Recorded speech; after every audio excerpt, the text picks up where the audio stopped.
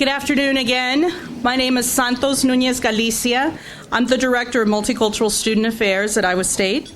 This past year, I had the privilege of serving as a team leader for the 2011 NCORE trip to San Francisco.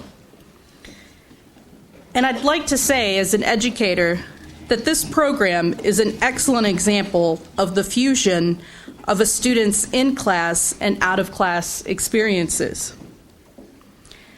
As Dr. Osi Kofi indicated this morning, only by willing to engage in the complexity can we challenge discrimination in its many forms. The students in the NCORE group have spent long hours, even longer hours, as they will tell you, analyzing, discussing, dissecting, and understanding the concepts of racial identity, cultural identity, and social justice. They have dug deep into their own lives, and they have emerged from this experience as changed individuals and as agents of change. It is my pleasure to introduce two of our change agents, Marisol Laguero and James Spruill, from the NCORE 2011 delegation.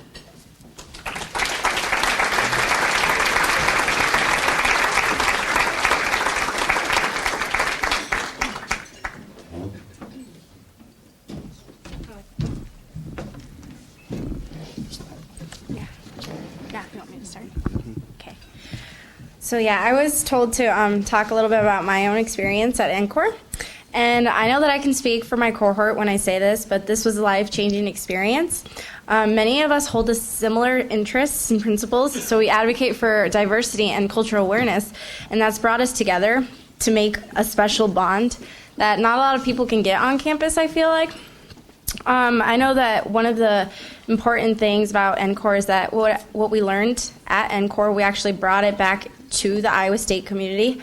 Like, for instance, with the daily articles that have been going on right now, I know a lot of us have participated in trying to find ways to make Iowa State students, minorities in particular, feel safe and secure here at Iowa State and feel like they belong. So it's just what I feel like I got out of NCORE.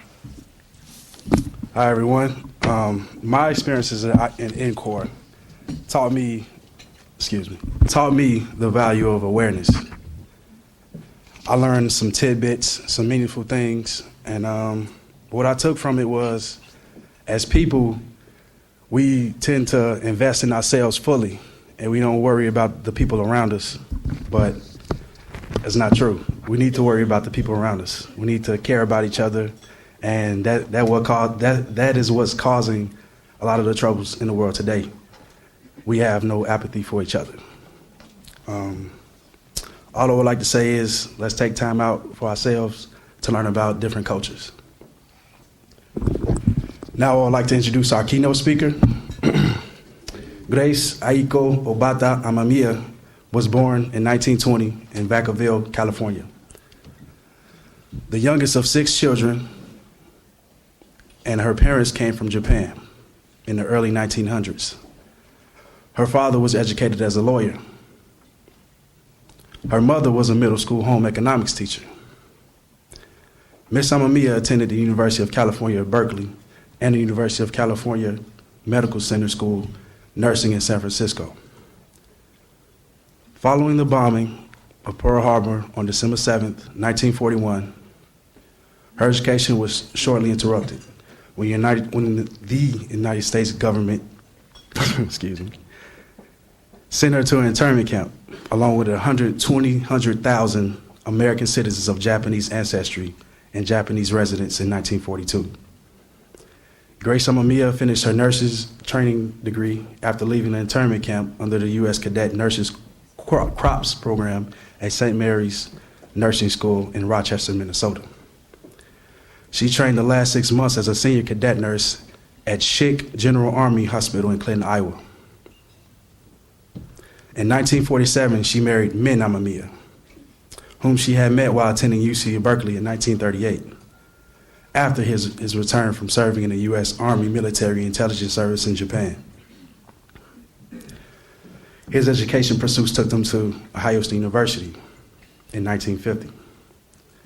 He later joined the U.S. Department of Agriculture, working in Grand Junction, Colorado, and West Laco, Texas.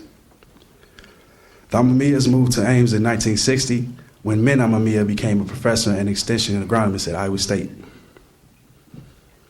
The Amamiyas have shared their story and experiences of their internment at many churches, schools, and service organizations here in Ames and along with surrounding communities.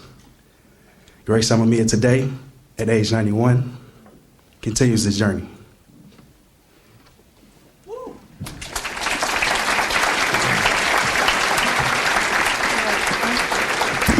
Please join us in welcoming our keynote speaker, Grace Aiko Obata Amamiya.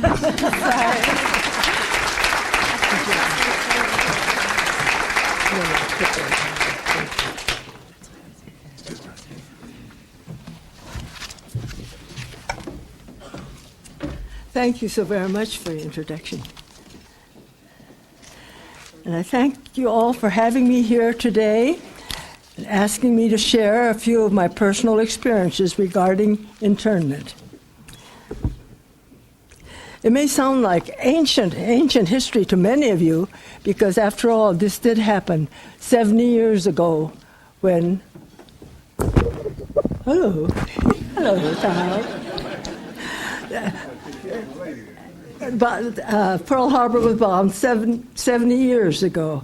And many of you are maybe not aware of that time.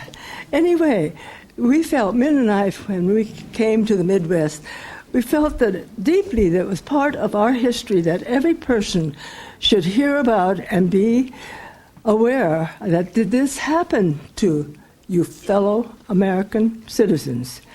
And as a short bio that was given earlier, my parents came from Japan over 100 years ago, and we had 6 children, all born American citizens in California. One, unfortunately, died as an infant, so the 5 of us, my sister was the oldest and I was the youngest, and I had 3 brothers that I had to compete with during the years that I was growing up. But anyway, December 7th, 1941, as it was said, I was a student at University of California, San Francisco Med Center in nurses training. And the ordinary morning became a nightmare when the music stopped on the radio and the announcer reported that Japan had bombed Pearl Harbor. And on the West Coast, if you can believe, we immediately had blackouts, with shades drawn, curtains closed, and sirens blaring every time that they felt that something might be coming over to the United States. There was definitely war hysteria. And of course, there was no TVs back then, so we had to depend upon the radio, or if we went to the movies, the press, it was all. But they said, nothing was happening after that. It was too peaceful. Says, you can't trust them. Says, they are a menace, a yellow peril. There was racial discrimination even before Pearl Harbor. I put this in there. Hey!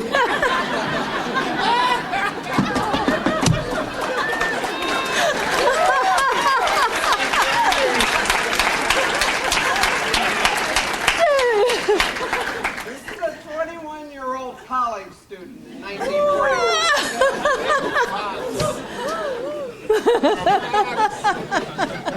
Excuse me, I lost my place. Quite a few years ago. But anyway, we soon had curfew, really, from 8 p.m. to 6 in the morning, with travel restrictions saying that we couldn't travel more than 5 miles from home. And so it was. So here I was in San Francisco, which was over 100 miles from Vacaville, where I was born, raised. So I immediately had to move home, leave school. And then one of my brothers was working in Sacramento, which was only 36 miles. And he had gone to Cal and working for the state. But we all had to go home because we were further than 5 miles from our home. And within 24 hours, the FBI picked up people that they thought were possible saboteurs and sent them immediately to federal camps. None of these people were ever found guilty of anything, but they were Japanese from Japan who were there for businesses, maybe, or running a newspaper, or had different organizations and heads of organizations, and teaching language school, teaching the Japanese language and all. We were also had to surrender all the firearms that we had, whether they be BB guns or whatever. And also, we had to turn in our radios because they might have shortwave bands, and maybe we were saboteurs and sending information to Japan. Cameras, we had to turn in our cameras because maybe that too was being used as a saboteur. But even some long-bladed knives from the kitchen, because they thought it could be used as a weapon. And so that was the way it was. The Western Defense Command set up for our evacuation with Executive Order 9066, which was signed on February 19th of 1942 by President Franklin D. Roosevelt. And it gave the military authority to remove all undesirables. Okay? Undesirables. Aliens from Japan, American-born citizens, like us, because we were of Japanese lineage, up to with 1/16 of Japanese blood in us. And I might say, how many of you have German or Italian blood in you? Executive order included the Germans and the Italians. Okay, why weren't you all put in, your parents or grandparents put into camp like we were? Well, we were at war with Germany and Italy and Japan, but they were not interned because it was too difficult to recognize your lineage by the Caucasian appearances. And of course, unfortunately, out there on the West Coast, there are quite a few Chinese people, and they finally went around wearing buttons that said, "I am Chinese" or Chinese American, because the police were stopping any Asian-faced person to see if they were of Japanese descent. And the military favored this mass evacuation, Japanese and Japanese Americans from the state along the Pacific coast.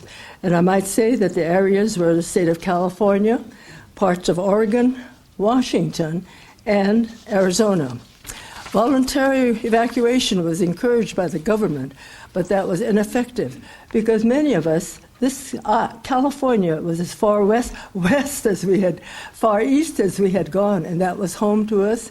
And of course, many of us, we didn't have the funds to move, and we didn't know where to go at that time. So there it started. No Japs allowed. Japs, stay out. Japs, keep moving.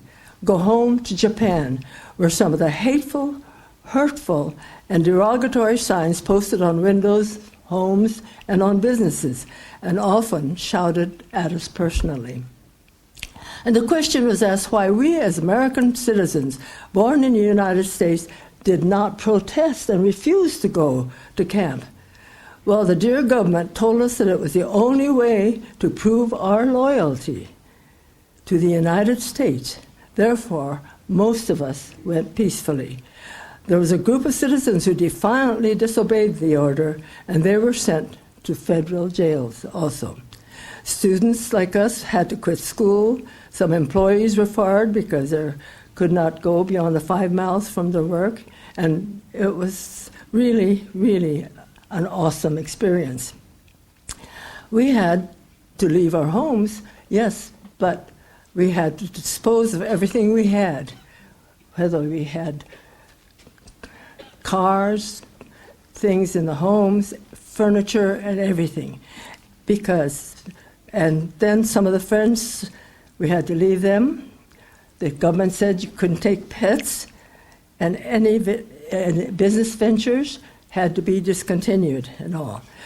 We had some of our Caucasian friends who said that they would look after some of our things, and so those were very nice. And some of the places like churches said, We will take care of some of your things if you would package them up, and when you get back, you can get them then. Well, that sounded good, but all the things like ours were vandalized completely while we were in camp and lost forever.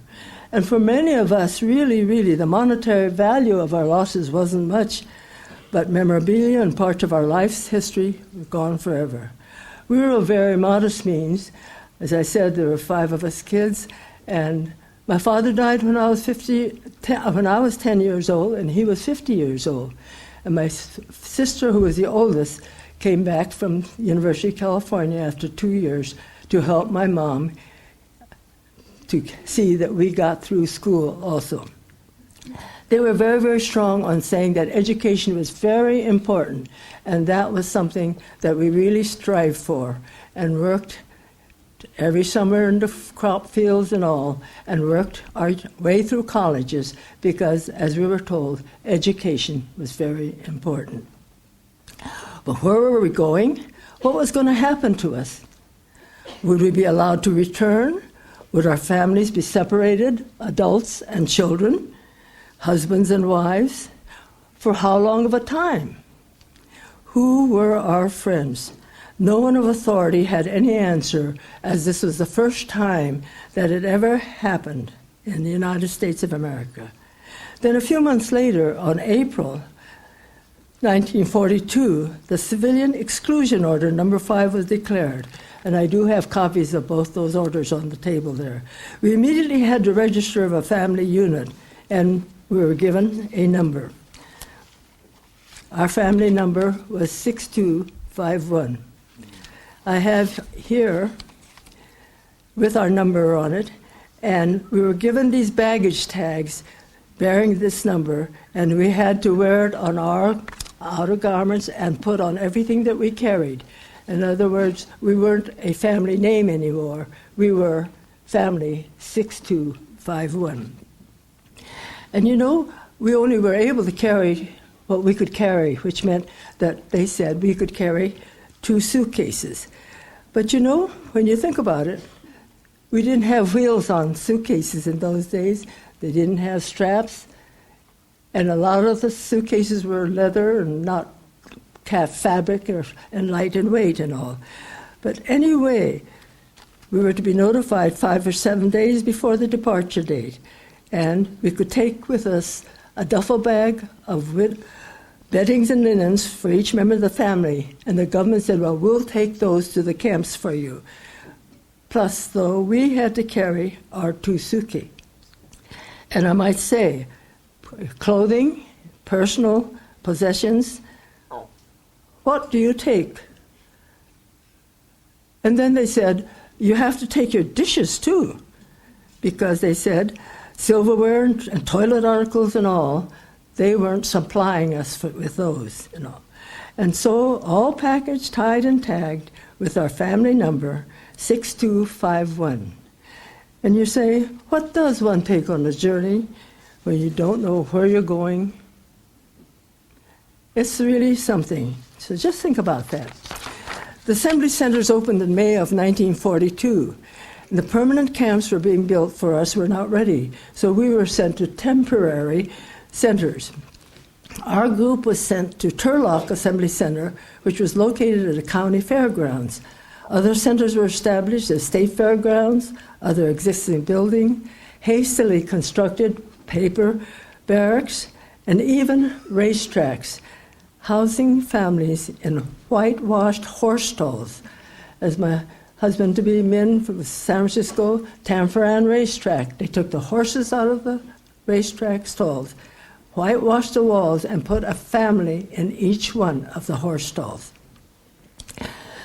On reaching campsites, everything we carried had to be open for inspection. We were subjected to very, very tight security checks.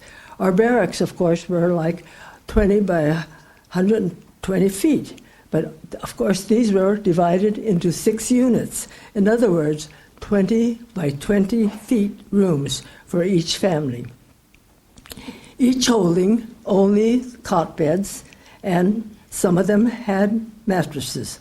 Others, the residents, had to fill cloth bags that they had with the straw that they had outside of the building. And of course, the upper part of the walls between the units were open, so we were able to hear the conversations and noises of the whole barracks. You heard laughter, angry words, crying children, snoring at night, and among other things, no, I better not, I'll leave them unsaid. We were subjected to bed check too, though, and morning and night at our barracks, and internal security check throughout the campsites, day and night. The necessities of life, though, had to go on, and community life was set up with educational, social, religious, medical programs. Meals were eaten at communal dining halls, and I worked as a nurse in the hospital, the medical center, as I had been a student nurse. The salary scale for us workers was $8, $12, and $16 a month. In other words, even the professionals, the doctors, the lawyers, and all were made $16 a month for 8 hours a day, 40 hours a week. No. But like we said, the government did give us free board and room while we were in camp. We all did our best to keep busy, but we were always very apprehensive regarding our future. After about 3 months in August, we were transferred to our permanent internment camps, our America's concentration camps.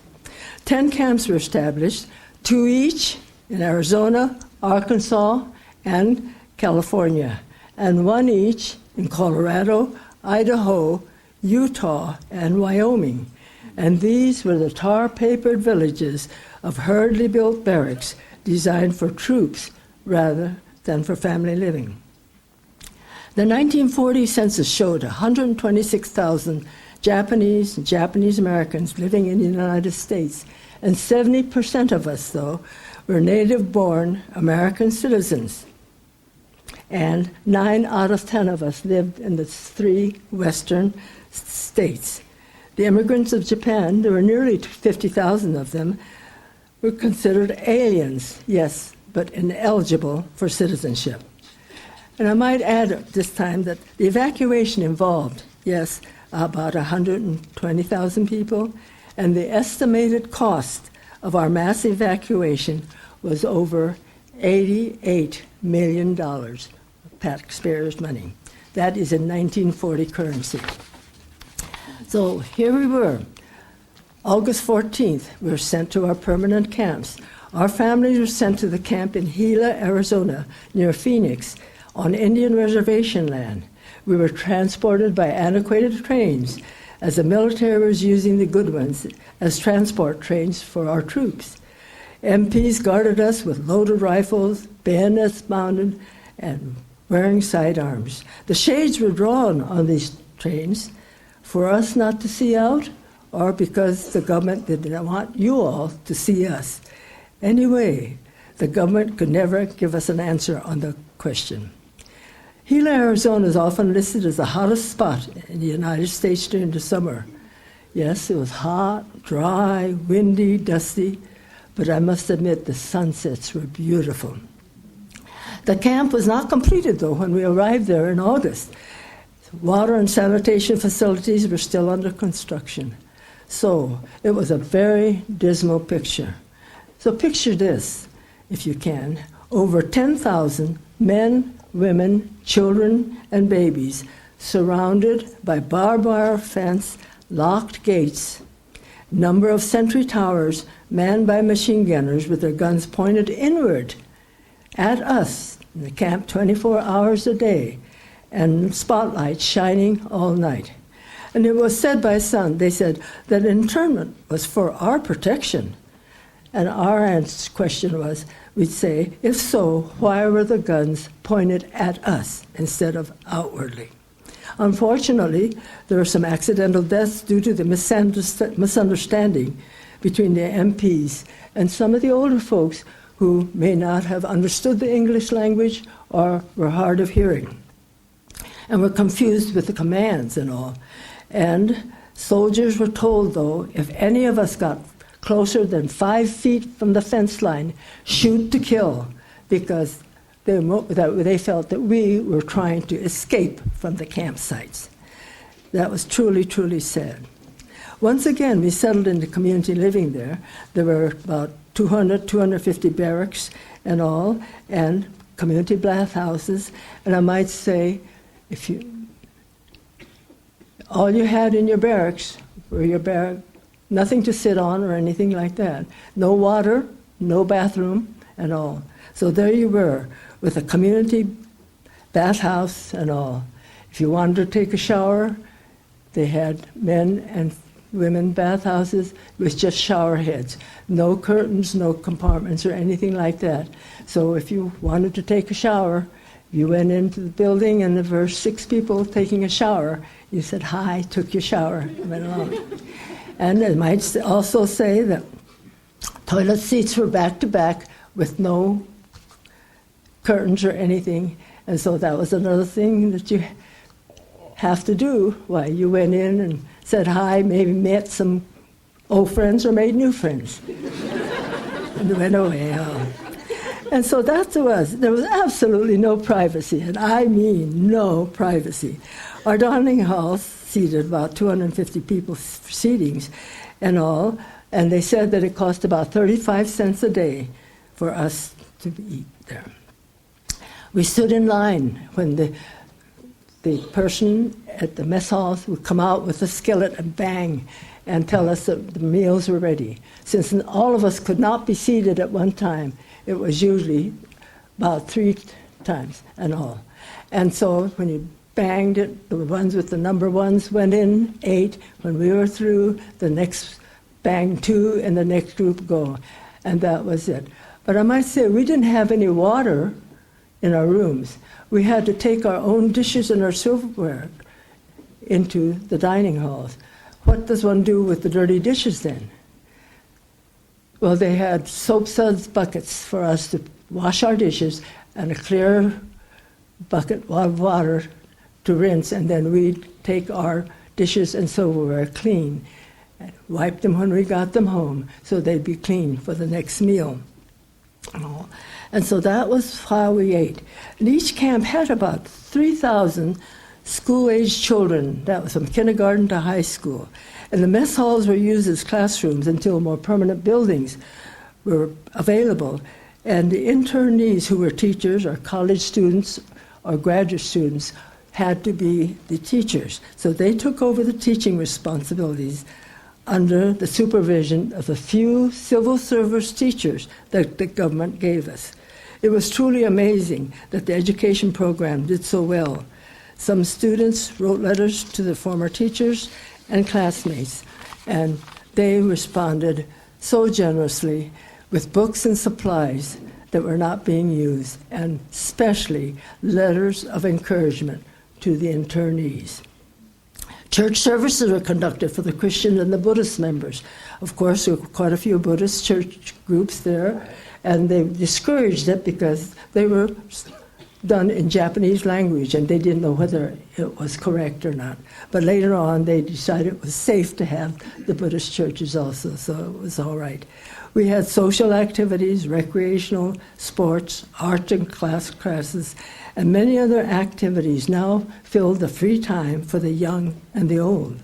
And many of the immigrants who had been too busy working and raising their families now found themselves with free time on their hands and were able to pursue their interests in arts and crafts and other hobbies. And these people amazed us with their artistic talents, and pieces of their works are found around at libraries and museums in many of the cities and are considered treasures and all. Once again, our barracks were barren and furnished with just, like our family, 5 cots and mattresses. No sink, no running water, like I said, and just 1 light bulb overhead. And we had nothing to sit on, or no tables at all, so to make our barracks homey, we built simple supplies of furniture. And you might say, where'd you get the lumber? Well, there were scrap lumbers when they built the barracks, they had an area where they kept the scrap lumbers. And so we would go out and liberate the lumber from the building sites in the camps and bring them back and made furniture out of them. I don't think that was considered stealing from the government. Anyway, sheets were used to make curtains, blankets were hung on ropes stretched across the room to partition our dwellings for some privacy. Those with some extra money, of course, could send to Sears Roebuck or Montgomery Ward and get things in the catalogs. And also, though, you might think, the workers were needed for all the jobs that were required in the camp. We had to work. The government wasn't giving us free room and board and all. And the farmers and the groups surrounding our campsites with their husbands and sons going into the military needed help. And so groups of us were sent out to help the local farmers with their crops. And we made good friendships with them too, and oftentimes those who had gone out to work would come in with special handfuls of good vegetables and fruit from the help around there.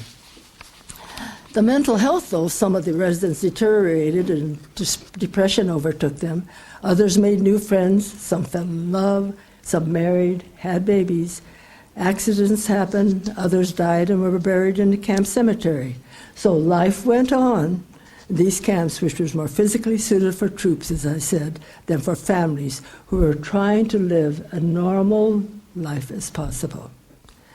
You know, it was really something. We were denied our citizenship when we were interned, and the government had reclassified the military-age American citizens of Japanese descent to 4C as enemy aliens. We, as American citizens, became enemy aliens by the touch of the pen of law. Then in 1943, the young men and women in camp were asked to volunteer for service to prove our loyalty. The president approved an all-Japanese-American segregated unit to fight in the European front where they needed more soldiers. The military also needed those with a Japanese language background who could be more easily trained for intelligence work in the Pacific. And some of the families whose sons did volunteer were ridiculed and threatened by those who opposed the idea. Their questions and arguments were, why fight for a country that had placed their parents and family behind barbed wire fence? I had a brother, Ted, who was already in the military service before Pearl Harbor under the Selective Service Program, training as a machine gun soldier in a camp in Monterey, California. And he and the other Japanese-American soldiers training in the West Coast Army camps were sent inland to the inland camps. And also, they were sent to these inland military camps, but not able to become soldiers with guns. They were put into offices to do the filing and doing menial labor until they needed the soldiers. And like my brother Ted said, they took away the work that he was doing with a machine gun, but they gave it back to him, and he spent his time in Italy with the 442 unit at that time. And all. And my brother Ben, when they said that they needed volunteers, he immediately volunteered. And my mother was ridiculed because, as I said, my dad died when I was 10 years old, so Mom was a widow. And she was threatened. And they said, you're a widow already, and you already have one son in the military to be killed. Why are you sending another son to be killed? But bless my mom, I love her for this. She said, they are loyal American citizens. And she was proud of both of them.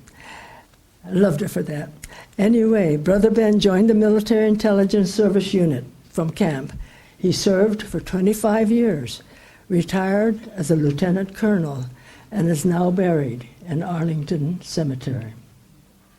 Most of the Japanese American soldiers who volunteered from Hawaii served with the segregated 100th Infantry Battalion, the stateside volunteers with the segregated 442 unit, and then, of course, the Military Intelligence Service that was sent to the Pacific Theater. And these segregated units were highly decorated for their services and had the highest casualty rate of the units of their size.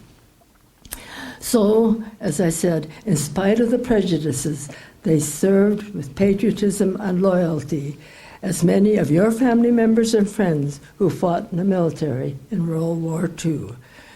And I might add right now that the government had recently awarded gold medals to all the Japanese American soldiers who had been in the service at that time. And so this is the way it was. And this is, really something when you think about it.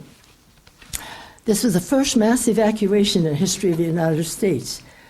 No precedent, no guidelines, no policies, and never before 10 cities populated by people who were and were not prisoners, who did not have civil rights, who were unhappy, yes, disillusioned, and yes, some were bitter, but remarkably were determined to make the best of their misfortune. So slowly, we went back into the mainstream of living, and FBI clearance was required to leave camp, and one had to, you had to be offered a job, or be accepted by a school, or have family members or friends who would vouch for us. Someone had to certify that we would never become a ward of any state when we were released from camp. The National Student Relocation Council, the Quakers, the American Friends, to name a few, helped open channels through which the evacuees could return to life outside of camp and continue with the interrupted education, their profession, and get back into the mainstream of their lives. But I might say the West Coast was still off limits at that time. On April 26th of 1943, after a year in camp, I left camp and took a job in Lake Forest, Illinois with my former University of California School of Nursing roommate Marie as cook and housekeeper for a family. We had made applications to several nursing schools, but many were still not open to us. Some said the quota of our type was filled for the year. Some said, we'd love to have you, but didn't think the community was ready to accept us. Some said they didn't think the patients would accept us. But we were finally accepted by the St. Mary's School of Nursing in Rochester, Minnesota, as members of the U.S. Cadet Nurse Corps program, whose stipulation was that after finishing training, we had to remain as working nurses until the war ended. And also, it was that during our last 6 months of our training as a senior cadet nurse, we could specialize. As I had two brothers in the military, I asked to be sent to an Army hospital. So the last 6 months of my training as a senior cadet nurse, I was stationed at Schick General Army Hospital in Clinton, Iowa, where I was accepted and trained with the Army Nurse Corps and helped nurse the returning, injured, and the sick GIs from the war front, and even some of our soldiers who had been POW patients in Japan. And when this occurred, the Army nurse captain in charge ordered that we, of Japanese American cadets, there were 3 of us there, were not to report to the hospital duty without an escort from our officers' quarters to the hospital and back at the end of our duty hours at the end of the day for our safety, as they didn't know how the returning patients would react to an Asian-faced nurse caring for them again. And that was a question that was thrown at us at that time. When several of the soldiers that we had been caring for and were ambulatory heard this, and they immediately offered to be our escorts and said that they would keep an eye on that situation, saying, we're ambulatory, we can move around. It touched us so deeply as it made us feel that we had accepted as fellow American citizens and nurses. What a heartwarming experience that was. And I will forever, ever be grateful to the government and the U.S. Cadet Nurse Corps program, which had been started to help with the shortage of nurses during World War II. I graduated in February of '46, and since the war had ended before that, I rejoined my family in Cleveland, Ohio. They had left camp, and my brother had a job working for federal housing, so that's where my sister and my mom went. And then I became a registered nurse then and worked at the Western Reserve Hospital until my marriage to Min, who was as the military intelligence service in Japan. We had met as freshman students at University of California back in 1938. He was accepted at graduate school at Ohio State, and after his doctorate, we were, like I said, in Colorado. And while there, we had two sons. Our firstborn, Mike, was profoundly mentally disadvantaged child. We cared for him at home until we had to institutionalize him at age 4.5. And Min was then sent with his work to Weslaco, Texas, to help open a federal soils lab, and then we were here at Ames since 1960 to Iowa State. And my husband passed away 11 years ago, as did our son Michael 9 years ago. Our number 2 son, Robert, graduated from Iowa State in '77, and he and his wife now live in Long Beach, California. And she is a blonde, blue-eyed gal from Michigan, a wonderful gal. I'm still living in Ames now, at all. The West Coast was later open for relocation. Racial discrimination, though, was still prevalent in many places. And in one town, if you can believe, Japanese-American soldiers' names on the honor roll of the dead were erased by some local American Legion post. Returnees were harassed, homes were still being burned, and fired-up vigilantes were damaging personal properties, taking things in their own hands, and even killings at that time. But I might say, in closing, yes, we were incarcerated, charged with no crime. United States-born citizens not proven guilty in any court. By the stroke of the pen of President Franklin Delano Roosevelt, we were taken away from our homes and put into these camps, stripped of our freedom and our civil rights as citizens, and also subjected to military law without martial law being declared. This incarceration, yes, incarceration, was an insult to our constitutional liberties as citizens of the United States. We were charged with only one crime, being born American citizens of Japanese descent with Oriental features, and living in the wrong part of the United States.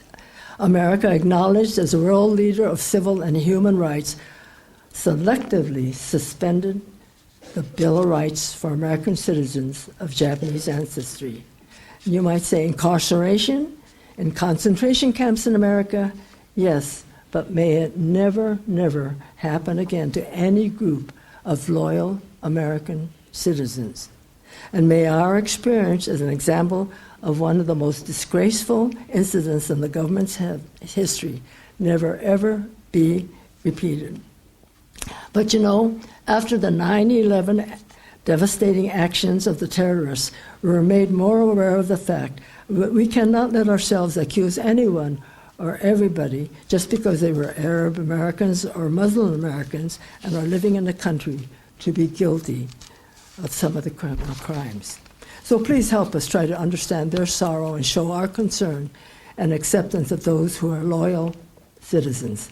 Racial profiling, racial discrimination, and hatred can be so devastating and hurtful. In October of 1990, 48 years after our internment, a redress and apology was signed by President George Bush, along with a monetary restitution for our economic hardship and the government's wrongdoing, given to those who had been interned and were still alive after 48 years. But for those who had passed away before then, they were never recognized. And this was something, and I might, if just a short apology from the president. The White House, Washington. A monetary sum and words alone cannot restore lost years or erase painful memories. Neither can they fully convey our nation's resolve to rectify injustice and to uphold the rights of individuals. We can never fully right the wrongs of the past, but we can take a clear stand for justice and recognize that serious injustices were done to the Japanese Americans during World War II. In enacting a law for calling for restitution and offering a sincere apology, your fellow Americans have, in a very real sense, renewed the traditional commitment to the ideals of freedom, equality, and justice. You and your family have our best wishes for the future. Sincerely, George Bush, President of the United States, October 1990. That was 48 years later. And so with that, and also that we received our check. You know, it was something. And the question's often asked, Min and I have started giving talks from the time that we hit the Midwest because we realized this. So many of the people around here were not aware of what had happened to us and all. And so Min and I, as I said, we started giving these talks, hoping that we could educate the public in the Midwest and help with the understanding of what had happened to us. And they said, well, we've never had felt any business or expressed any bitterness concerning what our government had never done to us. And so many people say, why aren't you bitter? And you know, one has to forgive. Forgive any wrongdoing that we had no control over. And anger and bitterness would destroy your outlook on your own personal life. One has to keep a positive outlook and try to help others to understand what the government had done to us and to see that will never, never happen again to any other loyal American citizens of the United States of America. Yes, forgive. And we learn from our experiences. Keep a positive attitude, and hopefully we will all become better understanding citizens and will face the future with an open and caring heart and mind. Please do the best you can with whatever circumstances are thrown at you. And please, please, treat others as you would want to be treated yourself. Thank you very much.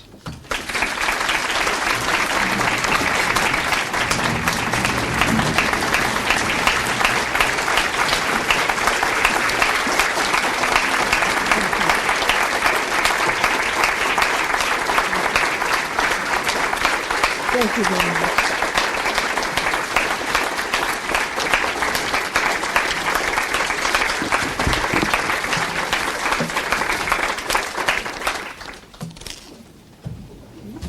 Later, while in her first semester at the nursing school in San Francisco, the Japanese bombed Pearl Harbor.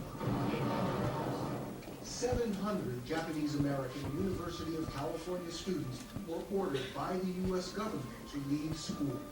120,000 ethnic Japanese on the West Coast were sent to internment camps.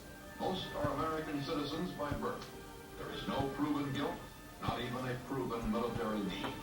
To be considered possible saboteurs and things like that was really a shocking experience for all of us.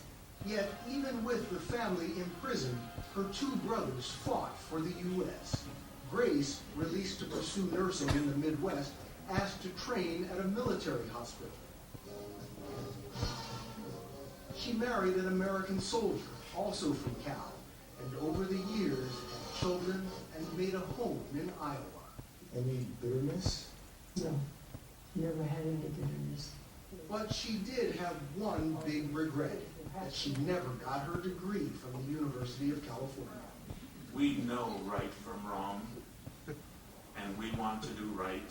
So in July, she addressed the university board, which was considering giving honorary degrees to all 700 students forced out of school after Pearl Harbor. With patriotism in spite of prejudice, I think, did our best. The vote to confer the degrees, unanimous.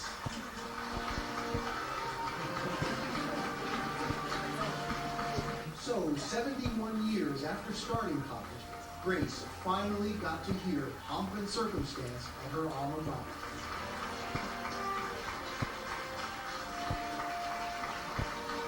So did 91-year-old Setsuo Torigoa and Edith Tanita, who got her degree the same day she celebrated her 90th birthday.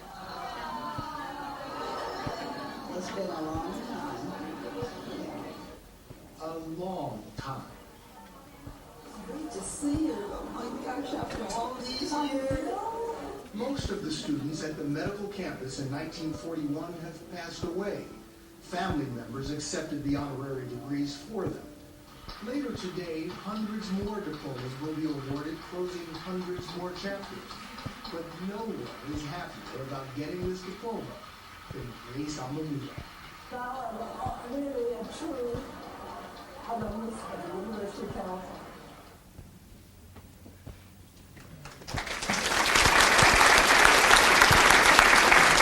Hope that we can learn to be as forgiving as you have.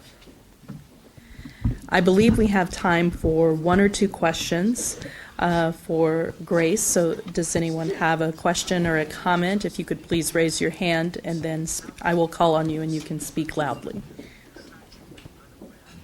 I must say that this exhibit here was done by middle school students when they were having their history project in the school, and they had interviewed myself and Min and myself for the project, and when they were through with it and gone to state with it, they offered us their exhibit. And so I've used that, my husband used it, barracks and all that. And then we've added things that are books and pictures, and I was invited to go on the honor flight to Washington, D.C. and all. And also I have here a paper, Honolulu Star Bulletin, December the 7th, 1941, Honolulu. War, wrong bomb by Japanese planes. I still don't know whether my husband had it or had someone had given it to me, but it's really a historical piece of paper.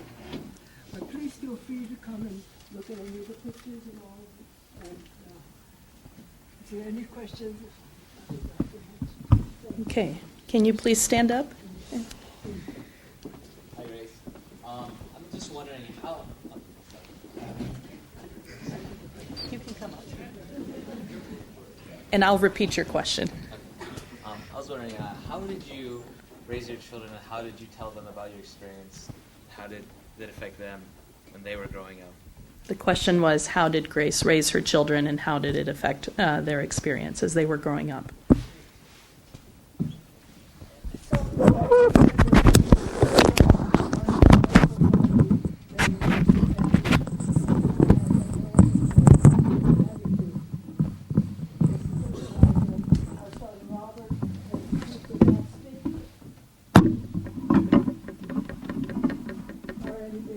But, you know, you tried, we were, of course, then did not ever get back to California to live. We still have our connections back there and all, but you brought up your children to accept what we had gone through, but not with any bitterness at all. And when they asked, well, how come? We said, well, the government thought that was the right thing to do at that time. What else could one say to all? And of course, we hope that he too, our son Robert, was becoming a very understanding son as he grew up, because he had parents that kept talking about it.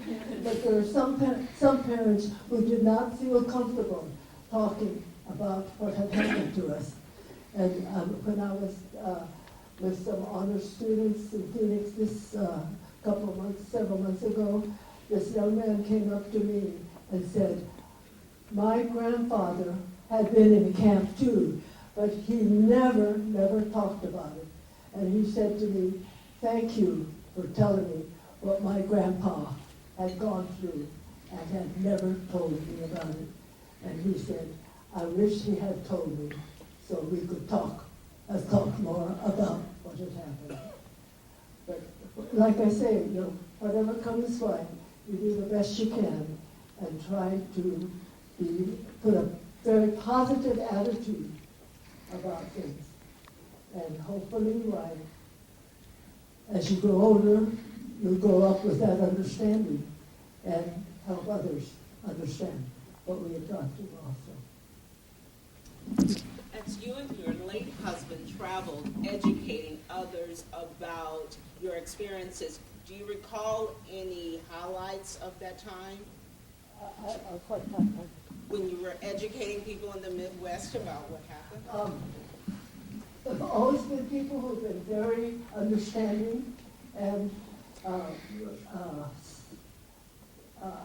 we were very lucky and happy, and the communities have been so warm and friendly and have accepted us, and we have not felt any discrimination or anything like that around here.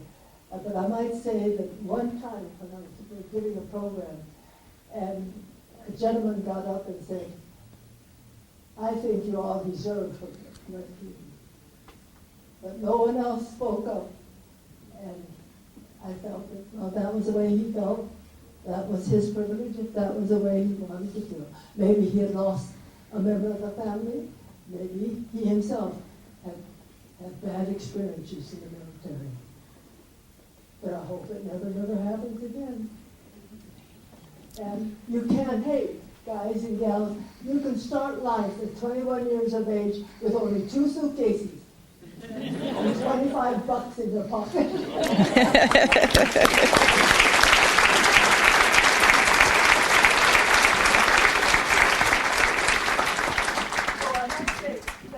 I've gone to reunions. We had our last reunion in 1906, I guess, and we're selling these T-shirts. And Gila, that was a camp that we were in, and the 10 campsites logo there. But we were not able to buy one unless we had a member of the family who had been in the military service. And I think every T-shirt was sold, because I think practically every family, someone had gone into the military. And it's just when you think of World War II, the Korean War and the Vietnam War, honoring the war veterans. Thank you. Thank you, guys.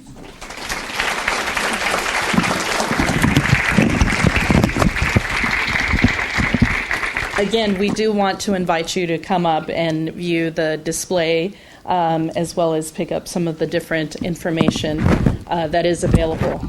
And one thing that has been made very clear to this day is we cannot fix the past.